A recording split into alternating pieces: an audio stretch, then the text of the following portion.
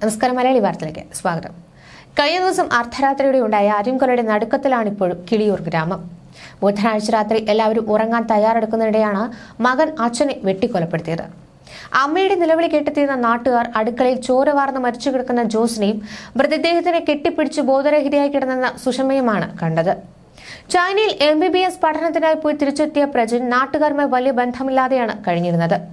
സുഷമ ദീർഘകാലം ഇസ്രയേലിൽ നഴ്സായി ജോലി ചെയ്തിരുന്നു. വൃദ്ധനായ അച്ഛനെ മകൻ വെട്ടിക്കൊലപ്പെടുത്തിയത് സ്വബോധത്തോടെ തന്നെയാണെന്ന് പോലീസ് വ്യക്തമാക്കുന്നു. പെട്ടെന്നുള്ള ദേഷ്യത്തിൽ ചെയ്തു പോയതാണെന്നും കൊല്ലണമെന്ന് ഉദ്ദേശിച്ചിരുന്നില്ല എന്നുമുള്ള മകൻ പ്രജിന്റെ മൊഴി പോലീസ് വിശ്വസിച്ചില്ല. രാത്രി 9:30 പുറത്തുപോയി വന്ന പ്രജിൻ ഹാളിൽ കിടക്കുകയെന്ന ജോസിനെ കരുതിക്കൂട്ടിയാണ് വെട്ടിയതെന്നും രക്ഷപ്പെടാൻ ശ്രമിക്കുന്നതിനിടെ പിന്തുടർന്ന് നിരവധി തവണ കഴുത്തിലും നെഞ്ചിലും വെട്ടിയാണ് കൊലപ്പെടുത്തിയതെന്നും പോലീസ് പറയുന്നു. വെള്ളറട കിളിയൂർ ചാർവിളാകം ബംഗ്ലാവിൽ 70-കാരനായ ജോസിനെയാണ് ബുധനാഴ്ച രാത്രി 9:30 29-കാരനായ മകൻ പ്രജിൻ വെട്ടിക്കൊലപ്പെടുത്തിയത്. ജോസും ഭാര്യ സുഷമകുമാരിയും മകനും മാത്രമാണ് വീട്ടിലുണ്ടായിരുന്നത്. ഭർത്താവിനെ വെട്ടുന്നത് കണ്ട് മകനെ പിടിച്ചുമാറ്റാൻ ശ്രമിച്ചുവെങ്കിലും കഴിഞ്ഞിരുന്നില്ല. സംഭവത്തിനു ശേഷം പ്രജിൻ വെള്ളറട പോലീസിലെത്തി കീഴടങ്ങുകയായിരുന്നു. ജീവിക്കാൻ ആവശ്യമായ സ്വാതന്ത്ര്യവും പണവും അച്ഛൻ തരാത്തതിൽ പെട്ടെന്ന് തോന്നിയ വിരോധമാണ് കാരണമായതെന്നാണ് ഇയാൾ മൊഴി നൽകിയത്. ആവർത്തിച്ചുള്ള ചോദ്യം ചെയ്യലിൽ മറ്റൊന്നും വിട്ടുപറയാൻ പ്രതി തയ്യാറായിട്ടില്ലെന്ന് പോലീസ് പറഞ്ഞു.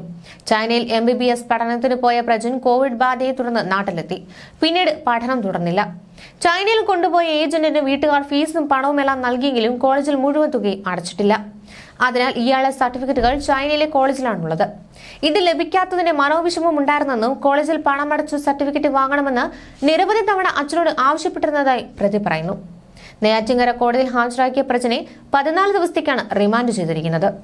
കൂടുതൽ അന്വേഷണത്തിനായി പോലീസ് കസ്റ്റഡി അപേക്ഷ നൽകുമെന്ന് വെള്ളറട CI V പ്രസാദും SA റസൽ രാജു പറഞ്ഞു. ജോസിന്റെ മൃതദേഹം മെഡിക്കൽ കോളേജിൽ പോസ്റ്റ്മോർട്ടം നടത്തിയ ശേഷം ബന്ധുക്കൾക്ക് കൈമാറി.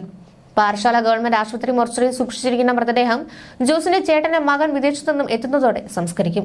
ചൈനയിൽ MBBS വിദ്യാർത്ഥിയായിരുന്ന പ്രജിൻ പരീക്ഷ എഴുതിയെങ്കിലും വിജയിച്ചിരുന്നില്ല.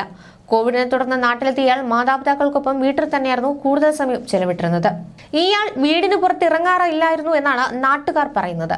ജോസ് വർഷങ്ങളായി കിളിയൂരിൽ ബ്രദേഴ്സ് ട്രേഡേഴ്സ് എന്ന സ്ഥാപനം നടത്തിവരികയാണ്. മകൾ പ്രജില വിവാഹിത ചെന്നൈയിലാണ് താമസം. ജോസിന്റെ ഭാര്യ സുഷമയുടെ നിലവിളി കേട്ടെത്തിയ നാട്ടുകാരാണ് ജോസിനെ വീടിന്റെ അടുക്കളയിൽ വെട്ടേറ്റ് മരിച്ച നിലയിൽ കണ്ടെത്തിയത്. ജോസിന്റെ നെഞ്ചിലും കഴുത്തിലുമാണ് വെട്ടേറ്റത്. സംഭവത്തെ തുടർന്ന് ബോധരഹിതയായ സുഷമയെ നാട്ടുകാർ വെള്ളറട ആശുപത്രിയിൽ പ്രവേശിപ്പിക്കുകയും ചെയ്തിരുന്നു. പോലീസ് നടപടികൾ പൂർത്തിയാക്കിയ ശേഷം മൃതദേഹം പാറശാല താലൂക്ക് ആശുപത്രി മോർച്ചറിയിലേക്ക് മാറ്റുകയായിരുന്നു. അച്ഛനെ വെട്ടിക്കൊലപ്പെടുത്തിയത് പണം ചോദിച്ചിട്ട് നൽകാത്തതിലെ വൈരാഗ്യമെന്നാണ് FIR-ൽ പറയുന്നത്. വെള്ളറട കിളിയൂർ സ്വദേശി ജോസിനെയായിരുന്നു മകൻ പ്രജിൻ വെട്ടിക്കൊലപ്പെടുത്തിയത്. വെട്ടുകത്തി ഉപയോഗിച്ച് നെഞ്ചിലും കഴുത്തിലും വെട്ടിക്കൊലപ്പെടുത്തുകയായിരുന്നു. കൊലപാതകത്തിന് ശേഷം പ്രതി തന്നെ പോലീസ് സ്റ്റേഷനിൽ കീഴടങ്ങി. ന്യൂസ് ഡെസ്ക് മലയാളി വാർത്ത.